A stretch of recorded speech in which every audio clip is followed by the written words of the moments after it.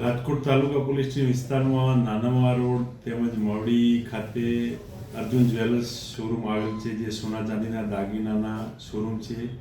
તેમાં 2022થી કેશિયર તરીકે હિતેશભાઈ શૈલેષભાઈ પરમાર નાઓ નોકરી કરતા. તેઓએ ગ્રાહકોને અલગ અલગ સ્કીમની લાલચ આપી પોતાની વાકચાતુર્યથી ગ્રાહકોને આકર્ષી અને અલગ અલગ સ્કીમોની બતાવી અને ગ્રાહકો પાસેથી પૈસા ઉઘરાવી, ખોટા વાઉચરો બનાવી અને ઉચ્ચાપત કરેલ છે. જે બાબતે રાજકોટ તાલુકા પોલીસે ગુનો દાખલ BNS કલમ 316 4 336 2 336 3 338 તેમજ 340 મુજબ ગુનો દાખલ થયેલ છે, જેમાં અલગ અલગ ગ્રાહકો પાસેથી કુલ 1,99,67,000ની ઉચ્ચાપત તેમજ છેતરપિંડી કરેલ છે અને ખોટા દસ્તાવેજ બનાવેલ છે. એના પોતાના ઘરેથી બોરસદ ખાતેથી ઝડપાયેલ છે, તેમજ તેના દિન 7ના રિમાન્ડ મેળવેલ છે અને આગળની તપાસ હાલમાં ચાલુ છે.